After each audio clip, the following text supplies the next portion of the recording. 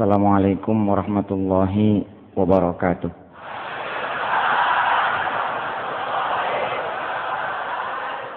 Allahumma salli wa sallim mubarik ala sayyidina Muhammad wa ala alih walhamdulillahi rabbil alamin.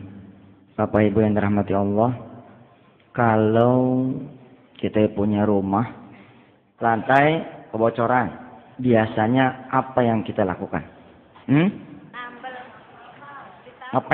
Ngepel ya biasanya ya. Kering nggak? Yang namanya orang ngepel pasti dia kering. Beginilah yang biasanya kita lakukan. Kalau lantai basah karena kebocoran, kita pel. Padahal harusnya gimana?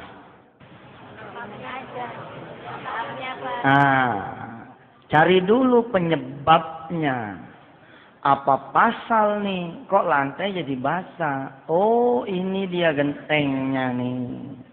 Karpet atasnya nih, ganti dulu. Habis kita ganti tuh genteng, kita ganti tuh karpet atas. Kadang-kadang malah nggak perlu kita pel, dia kering sendiri. Dalam hidup kita, sering kali kita mencari penyebab di luar dari diri kita. Waktu kecil, kita didongengin kisah Abu Nawas yang mencari cincin, gitu ya. Abu Nawas mencari cincin. Mencarinya di luar dia punya rumah. Di halaman depan, halaman belakang, samping kanan, samping kiri. Sehingga kemudian tetangga melihat membantu. Nggak ketemu cincin yang dimaksud. Lalu tetangga kemudian bertanya, Abu Nawas, emang hilangnya di mana sih ini cincin? Kata Abu Nawas, hilangnya di dalam rumah. Yeay. Bagaimana sih kok hilang di dalam rumah, nyarinya di luar rumah? Apa kata Abu Nawas? Begitulah kita sering nyarinya di luar dari diri kita. Contoh. Datang nih orang. Ustaz, adik saya kurang ajar betul Ustaz. Kenapa adiknya? Dia jadi lawan saya Ustaz di pengadilan. Woi, kan main. Menjadi lawan saya di pengadilan. Kenapa kok bisa lawan adik sendiri? Ustadz, emang saya punya adik nggak tahu diuntung. Sekolah saya yang biayai, kuliah saya yang kuliahin, nikah saya yang nikahin, usaha saya yang modalin. Tapi sekarang Ustadz, rumah saya satu-satunya lagi diprosesnya sama dia. Lagi diupayakan diambil sama dia Ustadz. Siapa yang kagak marah coba? Kalau saya lagi banyak duit dulu, jangan dia minta. Nggak minta aja saya kasih. Sekarang saya udah nggak punya apa-apa Ustaz. Ilah-ilah cuman rumah yang saya tempatin. Maka saya akan berjuang sampai titik darah penghabisan walaupun dia adik kandung saya. Udah sampai di mana sekarang? Pengadilan banding Ustaz. Saya di pengadilan tingkat pertama kalah. Kata dia gitu. Kok bisa kalah? Ceritalah dia. Bahwa di tahun 95 dia membeli rumah yang dimaksud dalam keadaan jaya. Jadi nggak dipikirin tuh kwitansi. Dia panggil saya adenya, bayarin nih dah, gitu. Rupanya sama adenya saat itu, kwitansinya tuh sama dia. Karena nggak diurus, sertifikat juga diurus atas nama dia. Kelak di kemudian hari, ya wajar aja kalau kemudian pengadilan memenangkan adiknya. Bapak Ibu yang dirahmati Allah, hari ini kita konsentrasi di kajian tentang penyebab. Kenapa kita begini, kenapa kita begitu. Kalau sudah ketemu penyebabnya, jawabannya gampang. Yang repot kan, kita nggak tahu penyebabnya apa. Kembali kepada si ayat tersebut, kita berehem dah. Begitu. Iya Ustaz, makanya Ustaz, tolong saya minta wirid, minta amalan. Emang kita hidup di pondok, bunyinya amalan terus. Wirid mulu. Apalagi pakai kain begini. Sekalinya saya pakai celana, pakai rangsel, set gitu. Masuk bandara, ngelewatin detektor kan. Ditegur sama petugas. Mau kemana dek? Mau kuliah ya? Saya mesem aja. Tujuannya kemana? Saya nyaut, Jogja. Oh iya, berarti mau kuliah nih kata. Begitu tas ngelewatin dalamnya tuh, kita pakai lagi kan.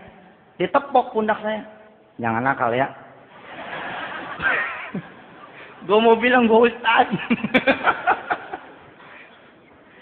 Apalagi kalau kita pakai kain begini, emang bunyinya amalan melulu sih. Amalan mulu. Padahal amalan yang paling hebat nih, pikiran. Mikir sedikit, lebih hebat daripada kita zikir semalaman. Insya Allah. Bapak yang mau dirahmati Allah, si ayah ini kemudian minta amalan. Saya bilang begini, Pak, amalan mah gampang. Nomor 17 amalan mah. Kita cek dulu. Bener nggak rumah ini rumah Bapak? Marah dia. Oh, Ustaz nggak percaya. Oh ya percaya. Tadi belinya kapan? 95 Ustaz. Duitnya dari mana? Saya usaha konveksi Ustaz. Oh. Maju usahanya. Maju. Kalau emang maju kemana sekarang? Ya nggak ada.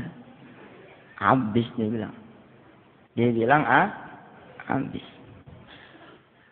Kesisaan rumah itu doang, kata si ayah ini. Makanya dia meradang ketika rumah satu-satunya itu kemudian diambil paksa oleh adiknya. Baik Pak, Bapak meyakini rumah itu adalah rumah Bapak dibeli dari konveksi. Boleh saya tanya lebih lanjut? Boleh Ustaz. Kita kan dokter nih, ya kan? Dokter masalah. Kita kudu neliti nih orang kenapa jadi begini.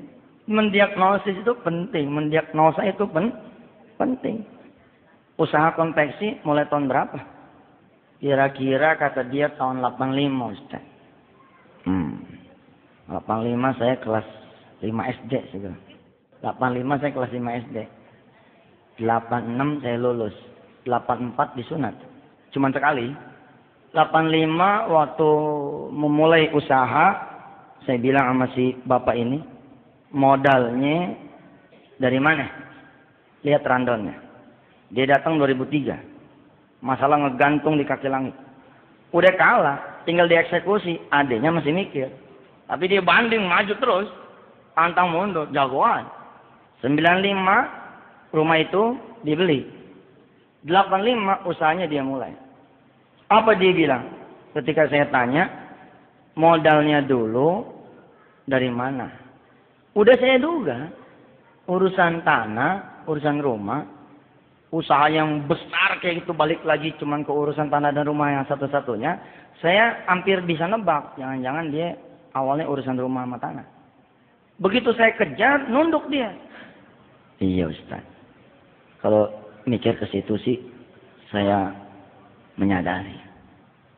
Menyadari gimana? Dulu modalnya boleh jual tanah ibu saya, Ustaz. Oh, tahu? Maksudnya ibu Anda tahu? Enggak, Ustaz. Udah minta maaf. Buru meninggal, Ustaz. Semua. Pak, saya bilang, Bapak dikasih amalan nomor 1. Kalau penyakit dikasih obat nomor 1. Ditangani sama kiai yang nomor 1. Kalau penyakit ditangani sama rumah sakit nomor 1. Nggak bakalan Bapak menang. Karena yang Bapak perjuangkan bukan hak Bapak gitu sih. Percuma Pak. Mendingan saya suruh Bapak tobat. Ketahuan. Lebih baik diambil tuh. Habis rumah sama tanah yang tinggal itu. Sekalian. Supaya Bapak nanti meninggal. Kondisinya udah bersih. Nunduk Pak. Terusnya mesti gimana Ustaz? Udah nggak ada lagi rumah. Nggak apa-apa. Tapi dosa juga nggak ada lagi. Daripada dipertahankan. Apa Ustaz yang mesti saya lakukan? Yang mesti situ lakukan. Temuin adik situ. Kasih sudah. Bilang kalau ini bisa mendatangkan redoknya almarhumah ibu. Tolong maafkan kakak. Begitu. A'udzubillahi minasyaitonirrajim. Bismillahirrahmanirrahim. Surah Al-Baqarah 200.